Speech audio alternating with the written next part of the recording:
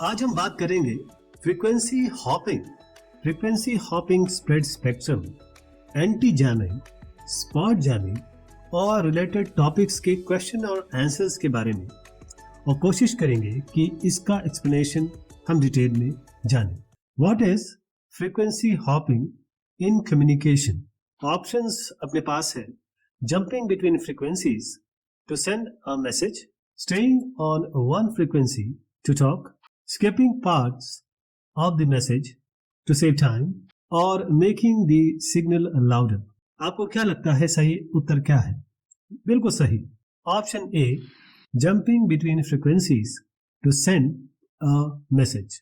किसी भी transmission system में हम जब बात करते हैं फ्रीक्वेंसी हॉपिंग की, जो ट्रांसमिशन सिस्टम है, एक सेंडर है, एक रिसीवर है, तो जानकारी, संकेत, सिग्नल, इंफॉर्मेशन जब ये हम भेजते हैं तो उसको मॉड्यूलेट करते हैं, मिलाते हैं कैरियर सिग्नल के साथ। जब इसे हम भेजते हैं तो सारा का सारा जो पावर है, ऊर्जा है, वो सेंटर्ड होता है, केंद्रित होता है एक विशिष्ट आवृत्ति या पर्टिकुलर फ्रीक्वेंसी के पास। रेडियो फ्रीक्वेंसी है, एक स्पेसिफिक चैनल होती है और इसका बैंड नैरो होता है, इसलिए इसको नैरो बैंड कहते हैं। अभी जो नैरो बैंड सिग्नल है एक फ्रीक्वेंसी का, इसके कुछ डिसएडवांटेजेस या नुकसान है, या भी कह सकते हैं कि केवल एक फ्रीक्वेंसी के क्या नुकसान है। अब ये नुकसान ऐसे हैं कि क्योंकि जो ट्रांसमिशन हो रहा है, संकेत भेजे जा रहे हैं, वो एक ही फ्रीक्वेंसी, कांस्टेंट फ्रीक्वेंसी पे भेजे जा रहे हैं, तो उसे रोकना, इंटरसेप्ट करना बहुत आसान हो जाता है। दूसरा कि पावर ज्यादा चाहिए होगा आपको, क्योंकि शोर, नॉइज को आपको हराना है, उसके लिए पावर की ज्यादा जरूरत होगी। फिर है इंटरफेरेंस, यानी कि दखल अंदाजी से आपको प्रोन रहना पड़ेगा या फिर सहना पड़ेगा। जैमिंग और टैपिंग बहुत होती है। अब आप इमेजिन करिए कि आप एक पार्टी में हैं जहां पर बहुत सारे लोग आपस में बात कर रहे हैं, यानी कि शोर ज्यादा है। अब वहां पर आप अपने दोस्त के साथ बातचीत करना चाह रहे हैं, कॉन्वर्सेशन करना चाह रहे हैं, लेकिन जो शोर है, नॉइज, ये बहुत ज्यादा है, ओवरवेलमिंग है। तो फ्रीक्वेंसी हॉपिंग का मतलब ये है कि आप एक क्वाइटर स्पॉट, यानी कि शांत जगह पर, जहां पर शोर शराबा ना हो, वहां पर जाएं। अब इससे फायदा ये होता है कि जो उपकरण है, डिवाइसेस हैं, जो भी रुकावट, अवरोध या इंटरफेरेंस होता है, उससे आप बच सकते हैं। जो संचार है, कम्युनिकेशन है, वो साफ होगा और भरोसेमंद होगा। बहुत सारे लोग हैं जिनको हम श्रेय दे सकते हैं, क्रेडिट दे सकते हैं, जिन्होंने फ्रीक्वेंसी हॉपिंग को बनाया, इजाद किया। हॉपिंग का मतलब होता है कूदना। 1942 में, 1942 में एक्ट्रेस हाइडी लमार और कंपोजर जॉर्ज एंटेल, उन्होंने सीक्रेट कम्युनिकेशन सिस्टम से, उसके कारण उनको यूएस पेटेंट मिला। ये एक बहुत पहला वर्जन था, अर्ली वर्जन था फ्रीक्वेंसी हॉपिंग का, फ्रीक्वेंसी के कूदने का। और इसमें उन्होंने ये किया कि पियानो रोल का यूज किया ताकि वो 88 फ्रीक्वेंसी में जंप कर सके, ताकि जो रेडियो गाइडेड टॉर्पेडोज है, जो दुश्मन है, उसे पता ना कर सके, उसे जैम ना कर सके, रोक ना सके। तो इससे फ्रीक्वेंसी हॉपिंग की शुरुआत हुई। उसके बाद उन्होंने यही पेटेंट को यूएस नेवी को डोनेट कर दिया, इस लाइसेंस को दान कर दिया। फ्रीक्वेंसी हॉपिंग, जिसे हम फ्रीक्वेंसी हॉपिंग स्प्रेड स्पेक्ट्रम के नाम से भी जानते हैं, FHSS, ये एक वायरलेस टेक्नोलॉजी, बेतार तकनीक है, जिसमें रेडियो सिग्नल्स या रेडियो के संकेतों को ट्रांसमिट किया जाता है, संचारित किया जाता है इतनी तेजी से, फ्रीक्वेंसी बदल के, यानी कि कम्युनिकेशन हो रहा है लेकिन फ्रीक्वेंसीज बदल रही हैं। Frequency hopping spread spectrum, FHSS, यहाँ पर जो संकेत है, सिग्नल है, उनका प्रसारण, ब्रॉडकास्टिंग इस तरीके से होती है कि जो फ्रीक्वेंसीज है वो इतनी रैंडम है कि हर एक फ्रीक्वेंसी पे कूदता है, हॉपिंग होती है फिक्स इंटरवल में। इसी हॉपिंग को, जिसको हम जंपिंग कहते हैं, फ्रीक्वेंसी से फ्रीक्वेंसी तक एक फिक्स इंटरवल में, इसी को हम FHSS की संज्ञा देते हैं। जो प्राप्त करता है रिसीवर है और जो सेंडर है, ये दोनों के दोनों सिंक्रोनाइज होते हैं, यानी कि समकालिक होते हैं। यानी कि जो रिसीवर है वो संदेश को तभी पिकअप कर पाएगा जब दोनों सिंक्रोनाइज हो, यानी कि दोनों की फ्रीक्वेंसी हॉपिंग पैटर्न सेम हो। तो जब दोनों अलाइंड है कि किस पैटर्न में हमें जाना है, तो जो आगे का छिपकर बातें सुनने वाला है, ईज़ड्रॉपर है, अटैकर है, उसको कुछ नहीं सुनाई देगा, उसे ब्लिप सुनाई देगा या अस्पष्ट ये कुछ आवाजें सुनाई देंगी, जंबल्ड अप आवाजें सुनाई देंगी। आइए समझते हैं किस तरीके से frequency hopping spread spectrum FHSS काम करता है। पहले हम डिवाइड करेंगे 2.4 गीगाहर्ट्ज फ्रीक्वेंसी बैंड को अलग अलग फ्रीक्वेंसी चैनल्स में। हम यहाँ 79 फ्रीक्वेंसी चैनल्स में डिवाइड करते हैं इसे। हर एक चैनल का विड्थ होगा 1 मेगाहर्ट्ज। हम शुरुआत करेंगे 2.4 गीगाहर्ट्ज से और फिर एक एक मेगाहर्ट्ज यानी कि F1, F2, F3, F4, F5 और F6 इस तरीके से इसका डिवीजन करेंगे। बाकियों को हम अभी रहने देंगे। हम ये 6 नैरो चैनल्स जो है वो FHSS को बताने के लिए यूज करने वाले हैं। फिर हम डिवाइड करेंगे डेटा ट्रेवल टाइम को, यानी कि जो यूनिट और सेगमेंट टाइम के हैं, जैसे हमने फ्रीक्वेंसी बनाए थे वैसे इसको डिवाइड करेंगे, जैसे T1, T2, T3, T4, T5, T6, T7 ऐसे। ध्यान रहे फ्रीक्वेंसी डिवीजन और टाइम डिवीजन दोनों ही यहाँ पर चल रहा है। हर एक टाइनी सेगमेंट को हम कहते हैं हॉप टाइम। अब हम केवल एक डाटा पैकेट के बारे में बात करेंगे, वैसे सैकड़ों डाटा पैकेट्स होंगे जो सेंडर और रिसीवर के दरमियान आएंगे जाएंगे। एक किसी पर्टिकुलर टाइम पे हम देखेंगे कि डेटा पैकेट किस तरीके से ट्रैवल करता है, मूव करता है एक फिक्स चैनल में, बट देखेंगे कि ये चैनल में मूव नहीं करता, ये हॉप करेगा अलग अलग मल्टीपल चैनल्स में। जैसे एक बंदर जंगल में एक ब्रांच ट्री की ब्रांच से दूसरे में कूदता है, उसी तरीके से। जैसे यहां पर आप ध्यान दीजिएगा T1 टाइम सेगमेंट पे यहां पर एक डेटा पैकेट है जो F2 फ्रीक्वेंसी चैनल पे है। अब ये फ्रीक्वेंसी 2 पे T1 पे है, लेकिन जैसे ये T2 पे आएगा इस पूरे दरमियान ये फ्रीक्वेंसी 5 पे चला गया है, जंप कर गया है, कूद गया है। उसके बाद ये F3 पे जंप करेगा, फिर जाएगा F6 पे और T5 टाइम सेगमेंट पे आप देखिए ये आ जाएगा F1 पे। यानी ये हॉपिंग हो रही है, जंपिंग हो रही है, जैसे कि अभी F6 पे चला गया और फिर फाइनली ये F4 पे आ गया। आपने देखा किस तरीके से ये जंपिंग हो रही है डेटा पैकेट के अलग अलग फ्रीक्वेंसी में अलग अलग टाइम पे। इसी को हम हॉपिंग पैटर्न भी कहते हैं।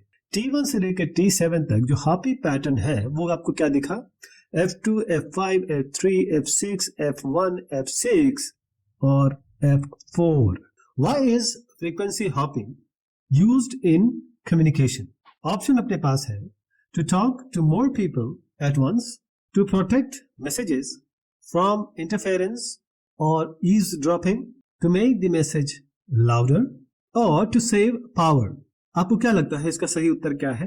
बिल्कुल सही, इसका उत्तर है B option, to protect messages from interference or eavesdropping। क्यों हम फ्रीक्वेंसी हॉपिंग का इस्तेमाल करते हैं कम्युनिकेशन में, क्यों जरूरी है? फ्रीक्वेंसी हॉपिंग उसका इस्तेमाल इसलिए किया जाता है ताकि रिलायबिलिटी, मजबूती, सिक्योरिटी, सुरक्षा और रेजिलियंस, लचीलापन, ये हम पा सकें वायरलेस कम्युनिकेशन में, बेतार संचार में।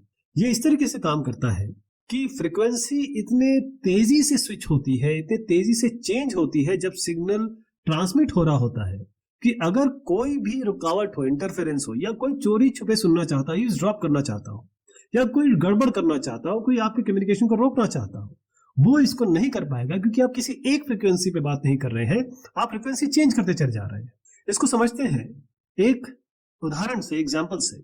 आप कल्पना कीजिए, इमेजिन कीजिए कि आप एक ब्लूटूथ हेडफोन्स का इस्तेमाल कर रहे हैं संगीत सुनने के लिए या अपना प्रोग्राम सुनने के लिए, लेकिन एक भीड़ भाड़ वाला एरिया है, क्राउडेड स्पेस है जहां बहुत सारे लोग हैं, बहुत आवाजें हैं। बहुत सारे लोग आपकी तरह वायरलेस डिवाइस यानी कि बेतार उपकरण यूज कर रहे होंगे, जैसे वाईफाई या ब्लूटूथ टेलीफोन्स, हेडफोन्स और यहां तक कि कॉर्डलेस फोन्स का भी इस्तेमाल कर रहे होंगे। अब समस्या क्या है, प्रॉब्लम क्या है अगर आप फ्रीक्वेंसी हॉपिंग का इस्तेमाल नहीं कर रहे हैं? पहली चीज है कि जितने भी डिवाइसेस हैं अमूमन तौर पे सेम फ्रीक्वेंसी बैंड यानी कि फ्रीक्वेंसी चैनल 2.4 गीगाहर्ट्ज पे बात कर रहे हैं या बात करते हैं। यदि एक डिवाइस, फॉर एग्जांपल आप ले लीजिए वाईफाई राउटर, ये इतना जोरदार संकेत या स्ट्रॉन्ग सिग्नल भेजता है उसी फ्रीक्वेंसी में जिसपे आप गाना सुन रहे हैं, या आप अपने हेडफोन से उसी फ्रीक्वेंसी में गाना सुन रहे हैं, तो ये आपके म्यूजिक या आपके जो भी आप सुन रहे हैं उसमें दखलंदाजी करेगा, इंटरफेरेंस करेगा। तो रिजल्ट क्या होगा, आपका म्यूजिक खराब सुनाई देगा या कट आउट हो जाएगा, कट हो जाएगा या चॉपी हो जाएगा। तो किस तरीके से एक फ्रीक्वेंसी हॉपिंग मदद करती है इंटरफेरेंस या रुकावट को रोकने के लिए? तो अवॉइडिंग इंटरफेरेंस फ्रीक्वेंसी हॉपिंग किस तरीके से मदद करती है कि अगर आपका जो ब्लूटूथ हेडफोन्स है या कहें फोन है वो इतनी जल्दी से फ्रीक्वेंसी चेंज कर रहा है, हमेशा फ्रीक्वेंसी बदल रहा है कम्युनिकेशन में। जैसे अगर आप किसी एक फ्रीक्वेंसी में है और वहां पर भीड़ भाड़ है, बहुत शोर है, तब आप क्या करते हैं कि झटपट फुर्ती से फ्रीक्वेंसी चेंज कर लेते हैं, यानी कि फ्रीक्वेंसी हॉप हो जाती है, कूद जाती है किसी और फ्रीक्वेंसी पे, फिर किसी और फ्रीक्वेंसी पे, ताकि कोई भी इंटरफेरेंस, कोई भी दखलंदाजी आप रोक सके। कैसे फ्रीक्वेंसी हॉपिंग रिलायबिलिटी को बढ़ाती है, यानी मजबूती को बढ़ाती है आपकी कम्युनिकेशन, बातचीत की। अगर आप किसी एक फ्रीक्वेंसी पे है तो इंटरफेरेंस होगा ही होगा, आपका संपर्क या कनेक्शन स्मूथ रहेगा, लगातार रहेगा, अनइंटरप्ट रहेगा। क्राउडेड वायरलेस एनवायरनमेंट में भी अगर घना घना नॉइजी है तब भी आप अच्छे से बात कर पाएंगे, सुन पाएंगे। कैसे फ्रीक्वेंसी हॉपिंग सिक्योरिटी बढ़ाता है, सुरक्षा बढ़ाता है। अब मान लीजिए कोई चोरी छुपे सुनने वाला ईज़ड्रॉपर है, उसके लिए कितना मुश्किल हो जाएगा आपके सिग्नल को पकड़ना यदि आप एक फ्रीक्वेंसी पे नहीं बल्कि फ्रीक्वेंसी चेंज कर करके बात कर रहे हैं, क्योंकि अलग अलग फ्रीक्वेंसी पे आप चेंज कर रहे हैं। कोई दुश्मन है, अटैकर है, उसको पहले पूर्व सूचना होनी चाहिए, प्रेडिक्ट करना चाहिए उसको कि हॉपिंग पैटर्न क्या है, किस फ्रीक्वेंसी पे आप जा रहे हैं, किस फ्रीक्वेंसी पे आप फॉलो कर रहे हैं, जो कि बहुत करीब करीब असंभव है, इम्पॉसिबल है, क्योंकि इसका पूर्व ज्ञान होना चाहिए। What is anti jamming?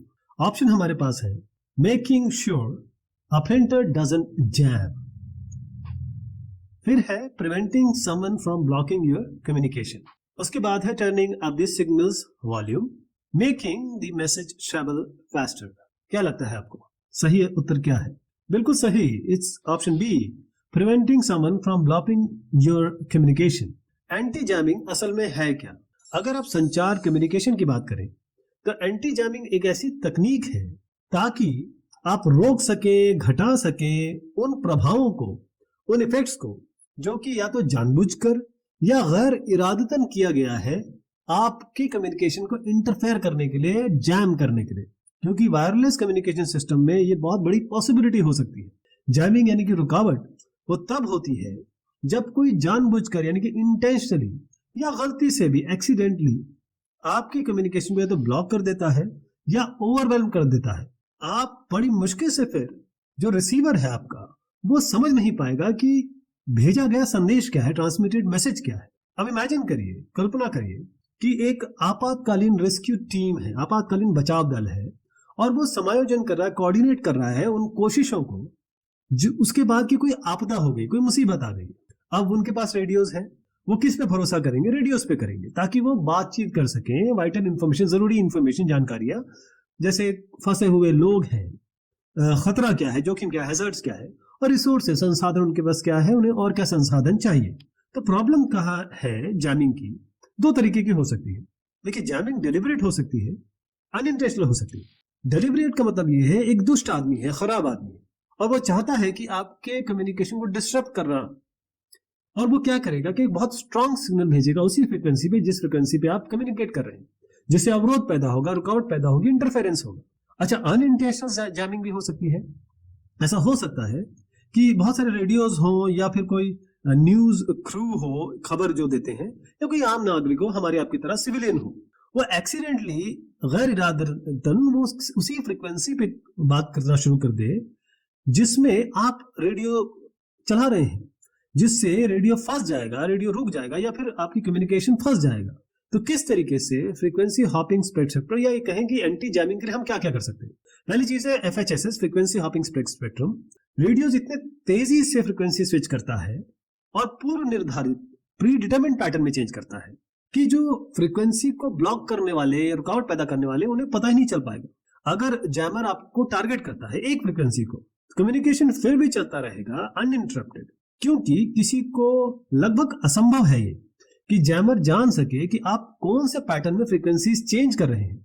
एक फ्रीक्वेंसी में तो आपको वो नेस्तो नाबूद कर देगा, लेकिन अगर फ्रीक्वेंसी चेंज करे तो नहीं कर पाएगा। अब सिग्नल इंक्रिप्शन भी आप इस्तेमाल कर सकते हैं एंटी जैमिंग को रोकने के लिए। जैसे जो मैसेजेस हैं, आपके संदेश हैं, उनको इस तरीके से एनकोड कर दिया जाए कि अगर जैमर उसे पकड़ भी लेता है, इंटरसेप्ट भी कर लेता है, तो उसको डिसाइफर नहीं कर सके, वो पढ़ नहीं सके, उसको समझ नहीं सके। एक और तरीका है एंटी जैमिंग के लिए, वो है एडेप्टिव पावर कंट्रोल। इसमें यह होता है कि जो रेडियोज है या कम्युनिकेशन डिवाइसेस है, वो इस तरीके से एडजस्ट करते हैं अपने ट्रांसमिशन को या ट्रांसमिशन पावर को, ऊर्जा, शक्ति, पावर, ताकि वो अगर इंटरफेरेंस भी हो, रुकावट भी हो, तब भी वो प्रभावी बने रहे। इसके बावजूद कि इंटरफेरेंस हो रहा है, कि जो सिग्नल है वो पहुंच सके जिसको चाहिए, जिसको जो पाने वाला है, बगैर समाप्त हुए, बगैर खराब हुए, बगैर इंटरफेयर किए हुए। How does frequency hopping protect against jamming? Options अपने पास है। By moving the signal to new frequencies so quickly that jammers can't keep up, by making the signal louder than the jammer, by turning off the signal temporarily, या फिर by using stronger antennas। क्या लगता है आपको, क्या सही उत्तर है? बिल्कुल सही, option A, by moving the signal to new frequencies so quickly that jammers can't keep up। किस तरीके से फ्रीक्वेंसी हॉपिंग जैमिंग के अगेंस्ट काम करती है, बचाती है आपको? अब कल्पना कीजिए, इमेजिन करिए कि आप हाइड एंड सीक, आंख मिचौनी खेल रहे हैं। एक बहुत बड़ा प्लेग्राउंड है, खेल का मैदान है। एक आदमी, एक पर्सन जिसे हम सीकर कहेंगे, वो आपको ढूंढने की कोशिश कर रहा है ताकि आपको टैग कर सके, छू सके, कह दे छू। बट आपको ये अलाउड है, आप अलग अलग हाइडिंग स्पॉट्स पे, जहां जहां आप छुप सकते हैं वहां आप जा सकें। बहुत सारे मल्टीपल स्पॉट्स हैं, एक ट्री के पीछे, पत्थर के पीछे। अब क्या होगा अगर आप फ्रीक्वेंसी हॉपिंग का इस्तेमाल नहीं करते हैं?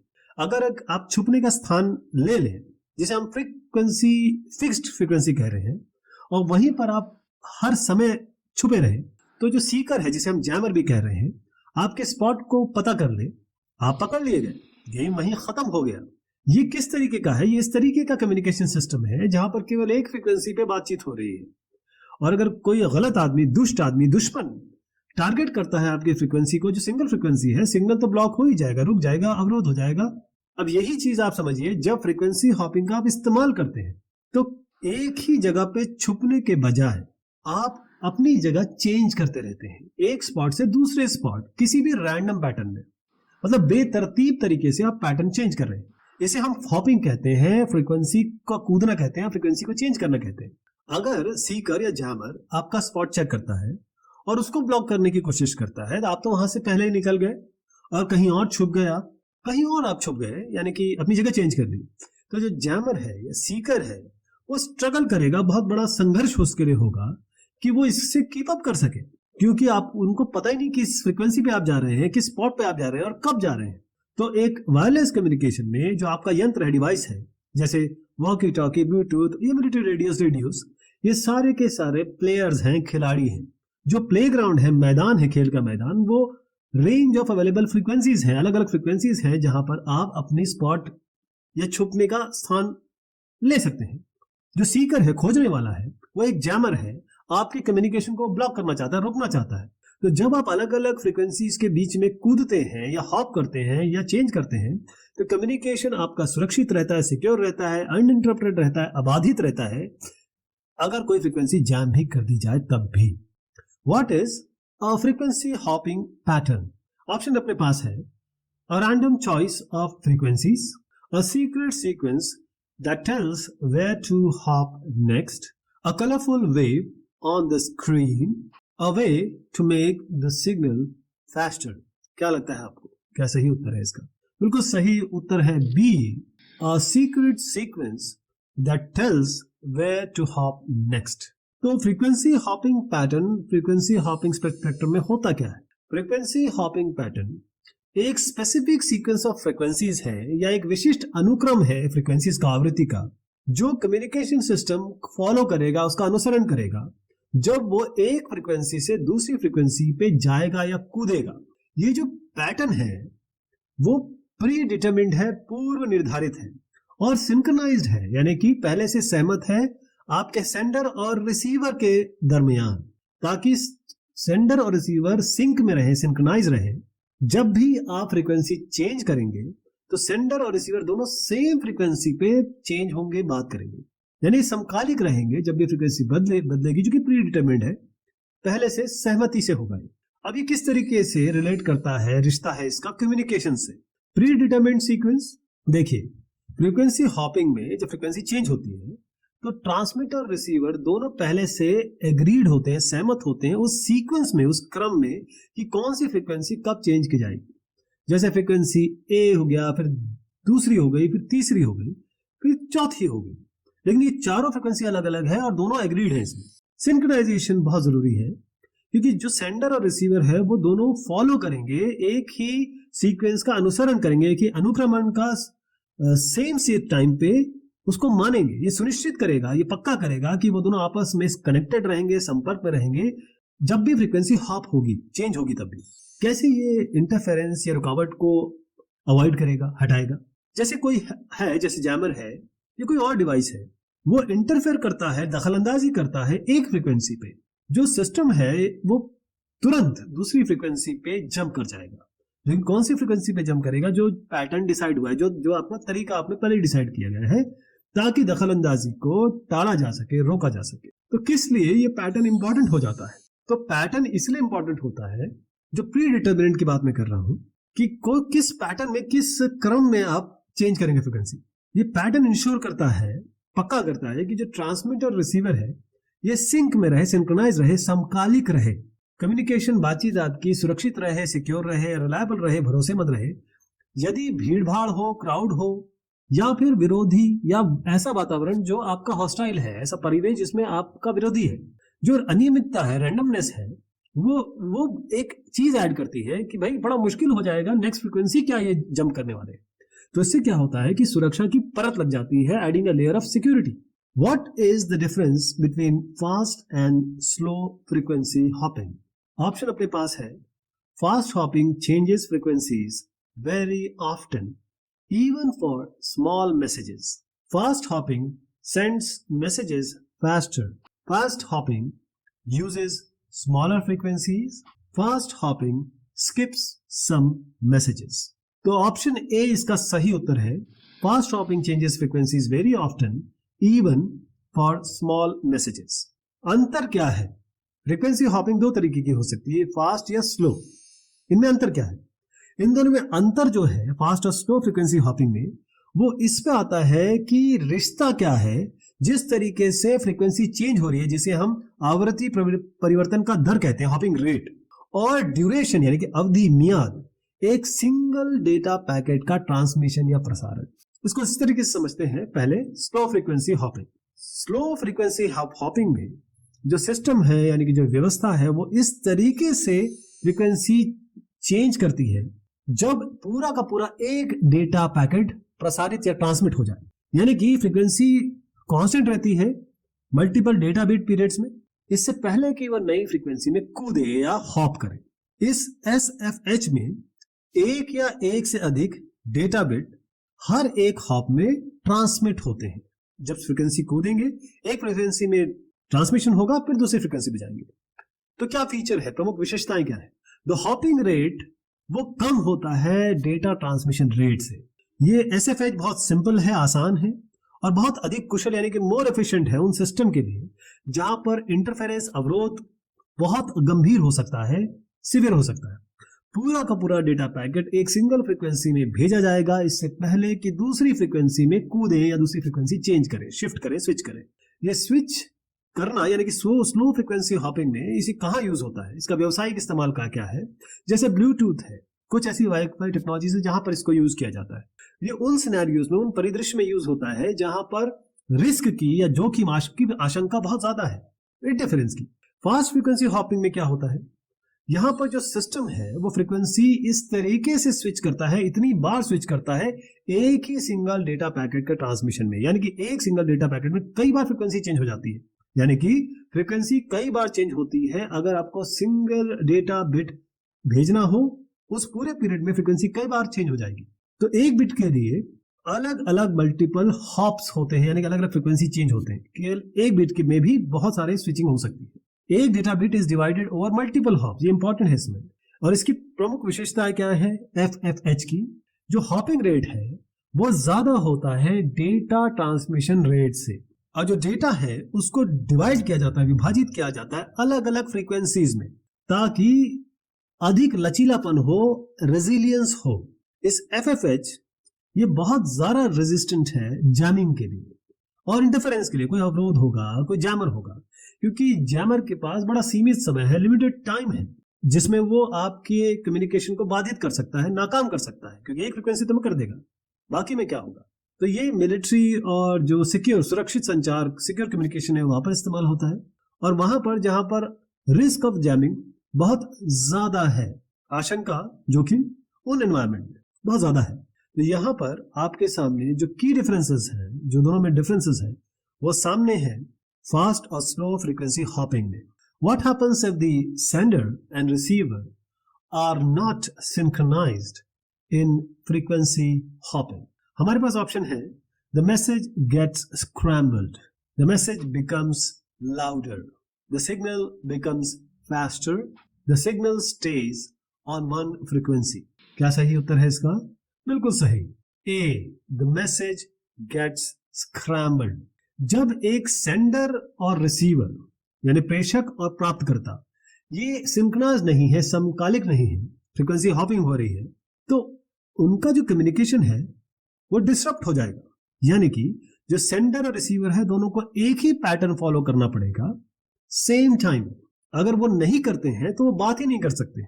जैसे दो लोग एक साथ बोल रहे हैं, एक साथ सुन रहे हैं, या बगैर किसी एक दूसरे को सुने हुए बस बात किए जा रहे हैं. समझ आएगा कुछ? नहीं. अब कल्पना कीजिए, इमेजिन करिए आप और आपका दोस्त एक गेम खेल रहे हैं जिसे हम कानाफूसी कहते हैं, गेम ऑफ चाइनीज विस्परर्स कहते हैं. इस गेम में संदेश को, मैसेज को आप फुसफुसा के कान में दूसरे बंदे को बोलते हैं. अब पहला सिनेरियो समझिए जहां पर आप सिंक्रोनाइज्ड हैं. अब आप विस्पर करेंगे, कान में कानाफूसी करेंगे, मैसेज देंगे अपने फ्रेंड को जो उसे बहुत ध्यान से सुनेगा और वही मैसेज, वही संदेश दूसरे आदमी को पास करेगा.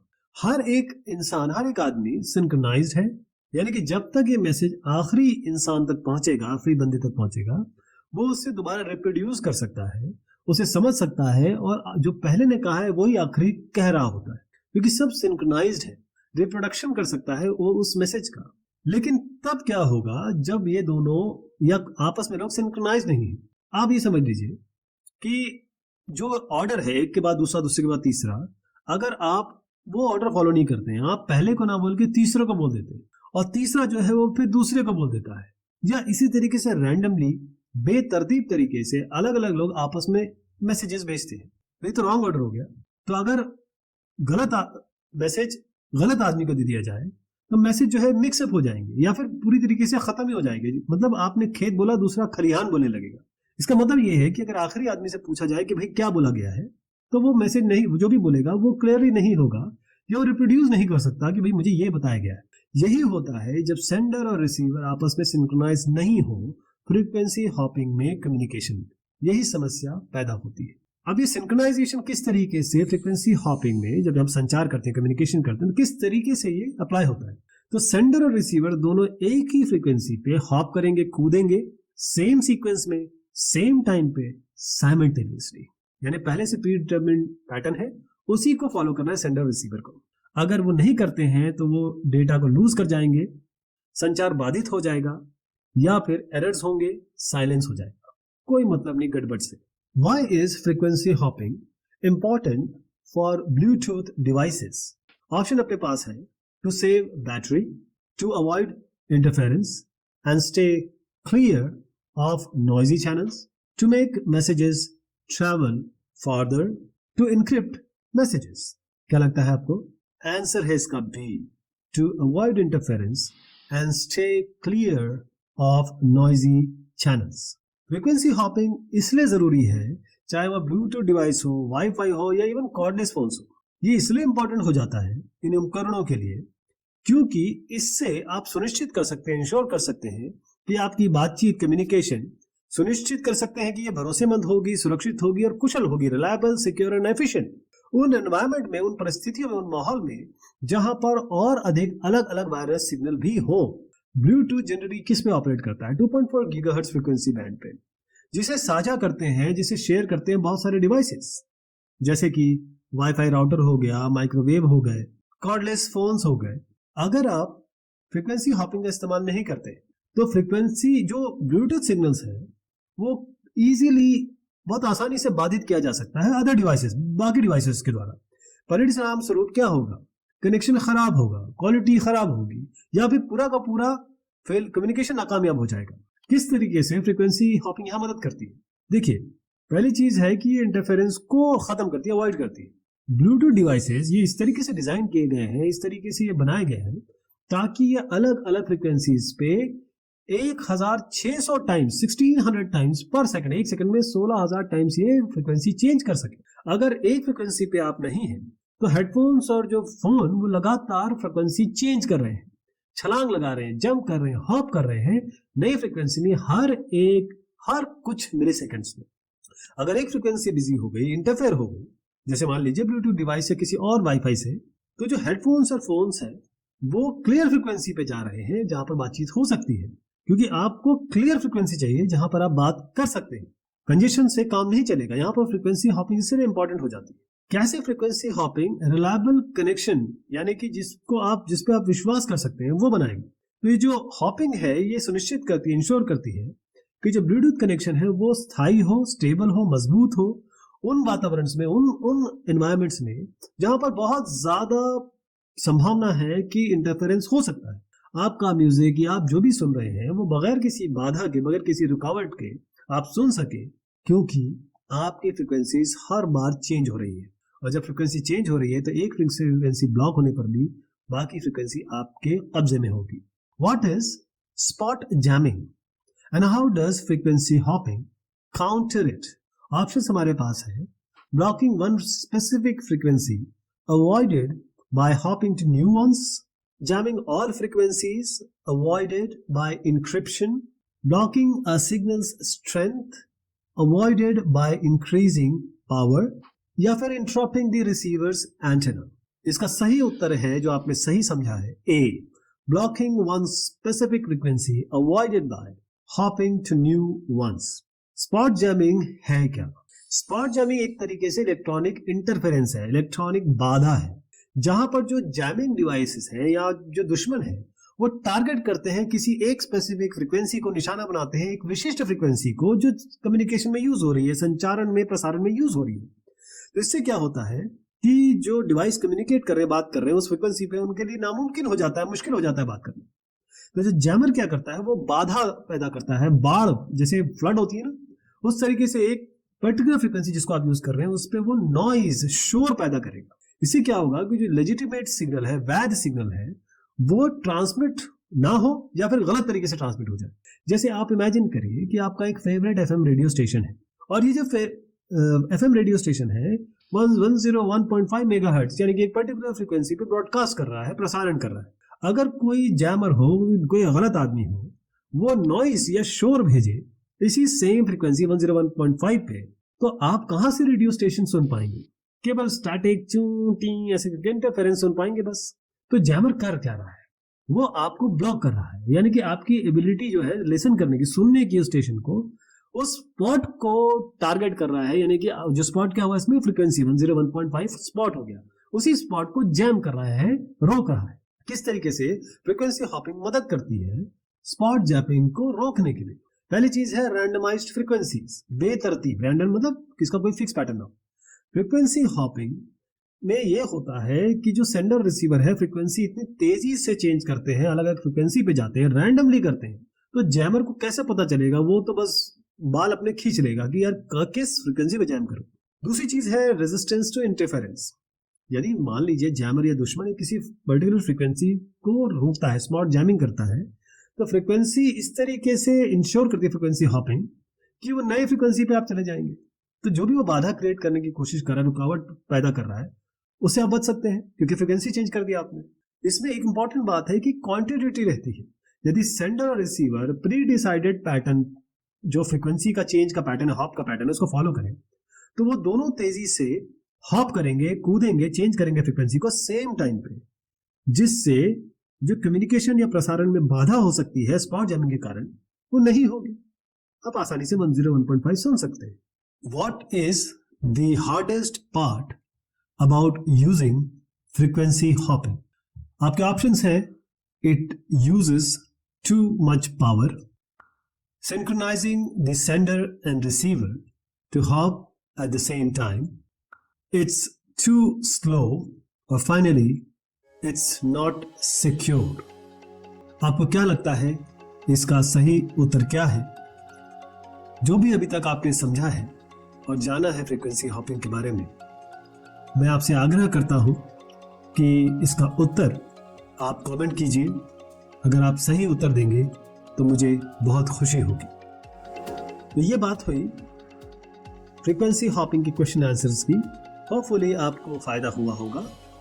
बहुत शुक्रिया, बहुत मेहरबानी आप सभी की।